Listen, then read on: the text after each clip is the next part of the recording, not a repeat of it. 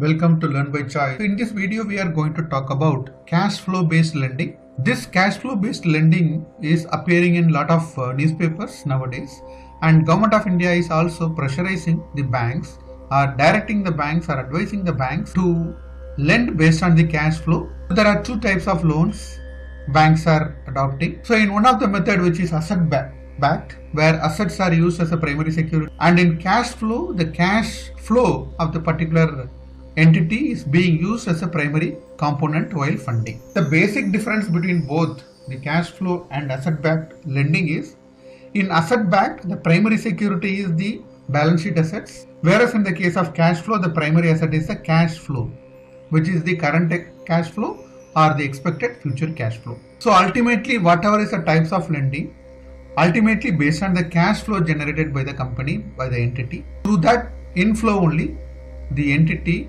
repay the loan. So the basic difference is in asset backed loan system, where the issue is many firms which are small firms in the country, they are not able to give the adequate collateral security. But in case of cash flow, since the primary security is cash, the banks are advised by government not to insist for collaterals, so that purely based on the cash flow expected, the banks can fund. So let us understand what is cash flow based lending. This is a news item which appeared in Economic Times. Public sector banks, PSU banks may shift to cash flow based lending for working capital loans. State Bank of India to shift to cash flow based lending by April 2020. MSMEs, medium and small enterprises need cash flow based financing. The rising tide of cash flow based loans. So cash flow lending is based on the cash flows as the underwriting of the loan terms.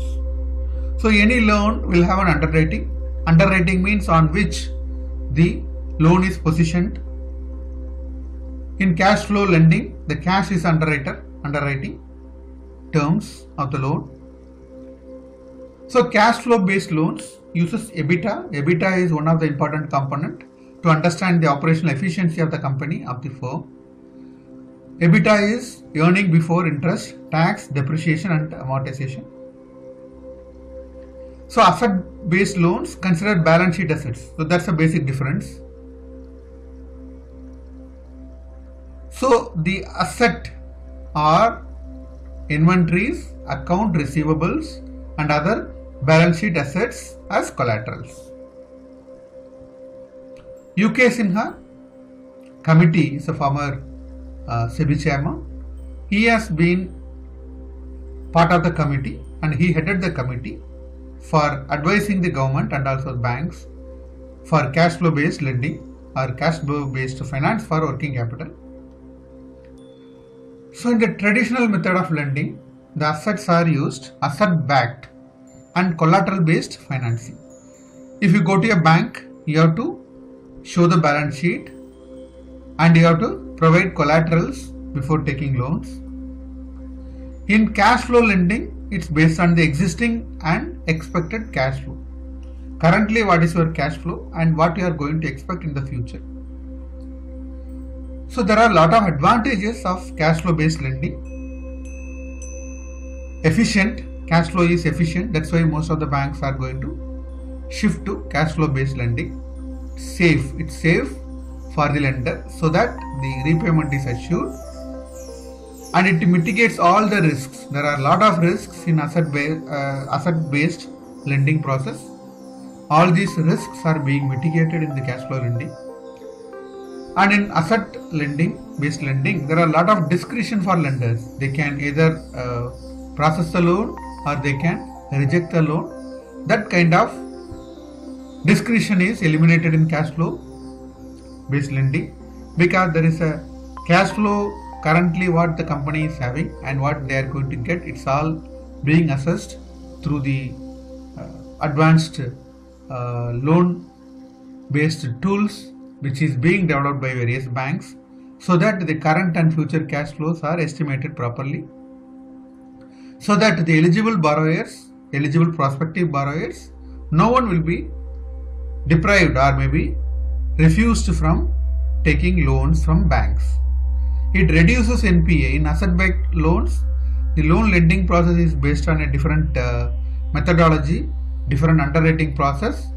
It creates a lot of opportunity for more and more NPAs, and in cash flow lending, these NPAs are expected to come down. So the enablers of cash flow based lending, there are a lot of enablers. Let us see one by one. Cash flow data is available, and advent of fintech companies, it's a combination of finance and technology companies. So they are able to access the cash flow data of a particular firm or entity, so that it's accurately it can predict the cash flow expected. There are a lot of data is being generated through computers, through smartphones, and it's called digital footprints created by these smartphones and also other digital means. It's being used for assessing the potential of the company to fund based on the cash flow. India's take, Government of India is giving a lot of pressure. India's take is that nothing but the digital ecosystem which government is trying to build through JAM. JAM is your Jandan and Aadhaar and mobile, and eKYC. Through Aadhaar, I can verify myself to take loan or open a bank account through eKYC. There is no need for any separate documents are needed. E-signature, yes, you can sign the document through Aadhaar based e-signature, so that complete the paperless process is being enabled. So cash flow lending cuts under or overfunding. In case of the traditional method of asset based lending, there are chances there are overfunding, or maybe that eligible loan limits are not being sanctioned. So this under or overfunding is being eliminated by cash flow lending.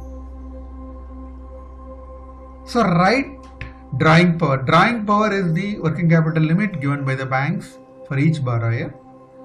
So the right drawing power is being set up based on the cash flow lending. So removal of fraudulent transaction or diversion of funds. In the existing or traditional method of asset-backed loans, there are a lot of fraudulent transactions can happen, which are eliminated here, and the firm which is taking loan for working capital, they may divert the loan for some other purpose. That can be eliminated in cash flow based lending. GSTN is a Goods and Services Tax Network that produces a lot of data. It shows the turnover of any entity. For example, to check the turnover of a particular entity, it's not that you have to verify the balance sheet. Through the GSTN data, you can assess or you can understand the turnover of a particular company. So the government also trying to promote account aggregators. So account aggregators are nothing but the companies, fintech based companies, which are aggregating the data from the various financial entities like banks and insurance companies and mutual fund companies and various lenders, so that the individuals are using their own data for the purpose of taking loan. It is called democratizing the data for the individuals. So now my own data is being scattered in so many places. Through the account aggregators, I can aggregate all my data and it may be given for my own benefits. So lenders may switch to cash flow based lending permanently. So because of the benefits and advantages of cash flow based lending, so many lenders and banks, they may shift to cash flow based lending. So in case of repayment of loans, normally assets don't help, but the repayment of the loans has to happen only from the cash which is generated in the company by taking loan from the banks. So cash flow only is going to define the repayment, not the assets. So cash is always king. So let us shift to cash flow based lending because of the advantages whatever I told you. Working capital gap, this is one of the important terms you should understand. As far as the working capital limits are concerned, working capital gap, WCG, is one of the important terms that you should understand. WCG or working capital gap is a difference between the current assets and current liabilities. That's a CA minus CL. That is a working capital gap. In current liabilities, you have to remove the bank loans and lending. So normally in the working capital gap, 25% of the working capital gap is a margin and the rest 75% is being funded by banks or lenders for working capital needs. So in case of cash flow lending, there is no need for credit rating and there is no need for collaterals. So this cash flow based lending is going to benefit more and more firms and small companies which cannot give collateral for taking loans and which cannot produce the credit rating data for themselves. Access to lending will go up. This is always a challenge for MSME in the current avatar of lending based on the assets. So cash flow lending will benefit all the MSMEs. And the MSMEs now mostly they are all unorganized and the cash flow lending they can come to organized lending fold or organized lending platform. The MSME share in the India's GDP is just 8%. In major global economies, the MSME share is in the GDP of the respective countries 25% to 60%. So in our country it's hardly nothing. So there is a lot of chances, there are a lot of scope or potential for MSMEs to scale up their contribution to the GDP. The MSME currently in the job market is 28%, and by bringing MSMEs to the organized fold, their contribution to the job market will go up to 50%. Thank you for watching Learn by Choice. Please subscribe to Learn by Choice for more and more videos.